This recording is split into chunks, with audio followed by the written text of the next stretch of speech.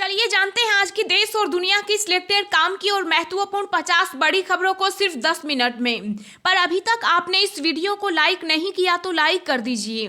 तो चलिए video start करते हैं। प्रधानमंत्री नरेंद्र मोदी ने किया गंगा एक्सप्रेस वे का शिलान्यास। कहा यूपी प्लस योगी बहुत है उपयोगी, अब माफियों की इमारतों पर चलता है बुलडोजर।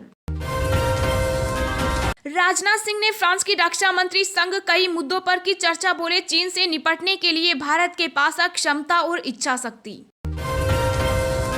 राहुल गांधी ने बताया हिंदू और हिंदुत्ववादी के बीच का फर्क। कहा सच्चा हिंदू झूठ नहीं बोलता, लेकिन पीएम मोदी ने किसानों से बोला। भारत में जल्द लॉन्च होगा इलेक्ट्रिक ट्रैक्टर। परिवहन मंत्री नितिन गडकरी ने कहा किसानों की कमाई तेजी से बढ़ेगी। देश के 12 राज्यों में कुल 115 हुई ओमिक्रॉन संक्रमितों की संख्या। नीति आयोग का दावा नहीं संभले तो रोजाना आ सकते हैं 14 लाख केस।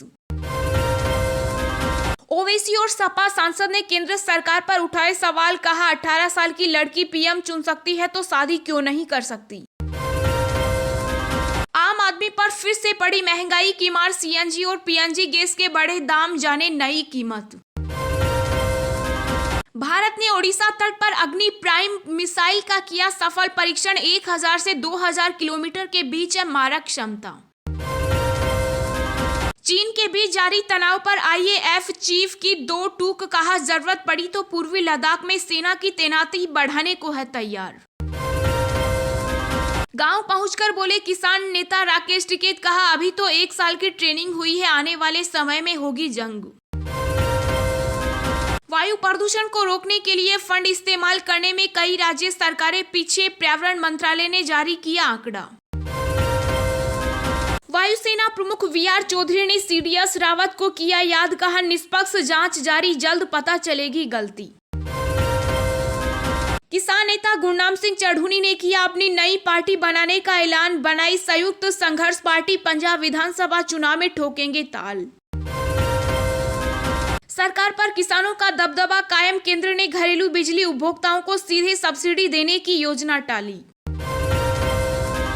देश में बीते 24 घंटों में कोरोना संक्रमण के 7145 नए मामले आए सामने। एक्टिव मरीजों की संख्या घटकर हुई 84,000। कोरोना के खिलाफ लड़ाई में मिली बड़ी कामयाबी। कोवैक्स वैक्सीन को डब्ल्यूएचओ की मंजूरी। कांग्रेस महासचिव प्रियंका गांधी ने भाजपा पर बोला हमला। कहा गिने चुने उद्योगपतियों के लिए काम कर रही है केंद्र सरकार। ओमिक्रॉन की बढ़ती रफ्तार के बीच वैक्सीन कंपनी फाइजर ने जताई चिंता। कहा 2024 तक रह सकती है कोरोना महामारी।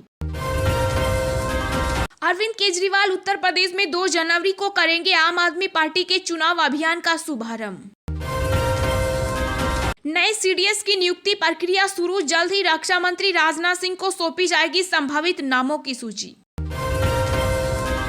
राष्ट्रीय स्वयंसेवक संघ के नेता इंद्रेश कुमार ने धर्मांतरण से बताया देश की एकता को खतरा। केंद्र सरकार से की कानून लाने की मांग।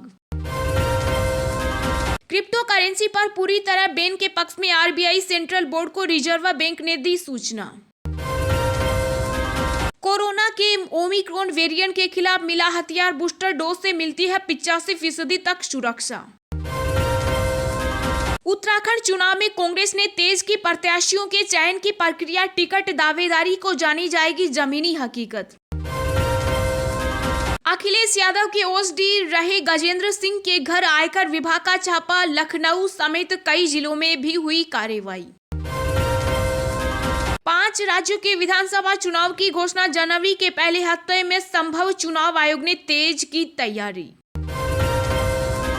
देश में बढ़ रहा ओमिक्रॉन का खतरा। नवी मुंबई में एक स्कूल के 16 छात्र मिले कोरोना संक्रमित। प्रशासन में मचा हड़कंप। नवजोत सिंह सिद्धू बोले पंजाब मॉडल खोखले वादों से नहीं, व्यापक रिसर्च पर किया गया तैयार। देश भर में शीतलहर का प्रकोप। राजस्थान के चूरू में माइनस में तापमान। पंजाब में 1 डिग्री पहुंचा न्यूनतम तापमान। दिल्ली वासियों की भी छूटी कपकपी। संजय निषाद बोले 2022 में बीजेपी को सरकार बनानी है तो तुरंत हल करे आरक्षण का मसला। राजस्थान सरकार के 3 साल पूरे होने पर प्रदेश में 232 आरपीएस के हुए ट्रांसफर, 64 नए आरपीएस को भी मिली पहली पोस्टिंग। कांग्रेस ने की गोवा फॉरवर्ड पार्टी संघ गठबंधन की घोषणा, सीट बंटवारे पर बाद में होगा फैसला। चंडीगढ़ में ओमिक्रॉन वेरिएंट का अलर्ट, शहर के सभी स्कूल 7 जनवरी तक बंद, कोरोना के मद्देनजर लिया गया फैसला। सपा नेताओं पर इनकम टैक्स के छापे पर बोले अखिलेश, कांग्रेस के रास्ते पर भाजपा, चुनाव मैदान में आयकर विभाग। बिहार में प्रशांत किशोर बोले मौका मिला तो नीतीश के साथ फिर काम करना चाहेंगे, यूपी चुनाव में बीजेपी के भारी बहुमत से जीतने का भी किया दावा। पीडीपी प्रमुख महबूबा मुफ्ती बोली जम्मू कश्मीर परिसीमन आयोग पर हमें भरोसा नहीं, यह है बीजेपी का आयोग। राजधानी दिल्ली की हवा बहुत खराब, श्रेणी में AQI 319 किया गया दर्ज। साउथ अफ्रीका दौरे पर केएल राहुल होंगे टीम इंडिया की टेस्ट टीम के उप कप्तान, रोहित शर्मा की लेंगे जगह। उत्तर भारत में भीषण ठंड का प्रकोप, कई राज्यों में कोहरे और शीतलहर का अलर्ट जारी। 2 बार की आईपीएल चैंपियन गौतम गंभीर की लीग में हुई वापसी, लखनऊ के फ्रेंचाइजी ने बनाया अपना मेंटर। जी हां दोस्तों, और भी बहुत बड़ी काम की खबरें निकल कर आ रही हैं, इसलिए वीडियो को लास्ट तक जरूर देखना। तो चलिए अब जानते हैं जो महत्वपूर्ण खबरें हैं उनको विस्तार से। पर इससे पहले अभी तक आपने इस वीडियो को लाइक नहीं किया तो लाइक कर दीजिए। प्रधानमंत्री नरेंद्र मोदी ने किया गंगा एक्सप्रेस वे का शिलान्यास, कहा यूपी प्लस योगी बहुत है उपयोगी, अब माफियों की इमारतों पर चलता है बुलडोजर। जी हां, प्रधानमंत्री नरेंद्र मोदी ने यूपी शाहजहांपुर में गंगा एक्सप्रेस वे का शिलान्यास किया। इस दौरान पीएम मोदी ने कहा कि मां गंगा सारी मंगलों की, सारी उन्नति प्रगति की स्रोत है और सारी पीड़ा हर लेती है। ऐसे ही गंगा एक्सप्रेस वे भी यूपी की प्रगति के नए द्वार खोलेगा। पीएम मोदी ने कहा कि ये जो आज यूपी में एक्सप्रेस वे का जाल बिछ रहा है, जो नए एयरपोर्ट और नए रेलवे रूट पर बन रहे हैं, वो यूपी के लोगों के लिए अनेक वरदान एक साथ लेकर आ रहे हैं। पीएम मोदी ने कहा कि यूपी में आज जो आधुनिक इंफ्रास्ट्रक्चर का निर्माण हो रहा है, वो ये दिखता है कि संसाधनों का सही उपयोग कैसे किया जाता है। प्रधानमंत्री ने कहा कि जब पूरा यूपी एक साथ बढ़ता है तो देश आगे बढ़ता है, इसलिए डबल इंजन की सरकार का फोकस यूपी के विकास पर है। पीएम मोदी ने कहा कि सबका साथ, सबका विकास, सबका विश्वास और सबका प्रयास के मंत्र के साथ हम यूपी के विकास के लिए ईमानदारी से प्रयास कर रहे हैं। आज पूरे यूपी की जनता कह रही है कि यूपी प्लस होगी बहुत है उपयोगी। राजनाथ सिंह ने फ्रांस की रक्षा मंत्री संग कई मुद्दों पर की चर्चा, बोले चीन से निपटने के लिए भारत के पास है क्षमता और इच्छा शक्ति।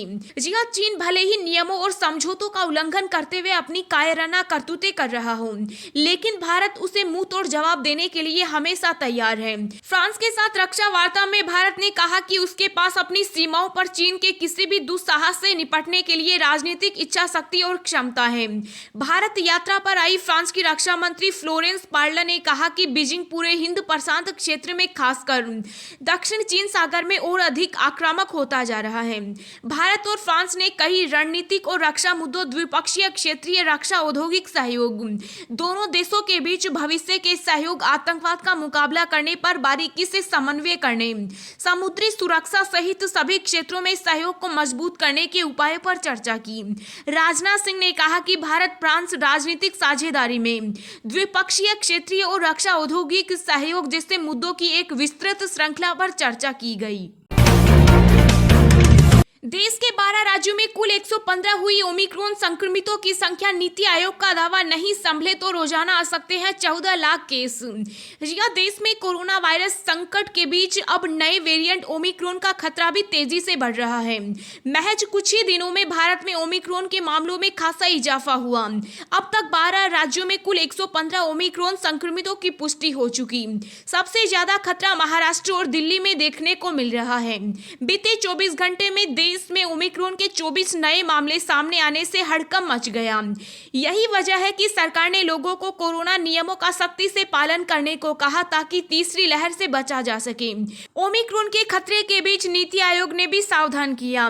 कोरोना टीकाकरण टास्क फोर्स के प्रमुख डॉक्टर वीके पॉल ने लोगों से कोरोना उचित व्यवहार का कड़ाई से पालन करते रहने और जल्द से जल्द टीके की दोनों डोज लेने का अनुरोध किया। पॉल ने कहा कि ओमिक्रॉन के बढ़ने की गति बहुत तेज है, जरा सी लापरवाही हमें बड़े खतरे में डाल सकती है। ऐसे में रोजाना देश में 14 लाख केस तक आ सकते हैं। आम आदमी पर फिर से पड़ी महंगाई की मार, सीएनजी और पीएनजी गैस के बढ़े दाम, जाने नई कीमत। जी हां, देश में महंगाई का कोहराम लगातार जारी है।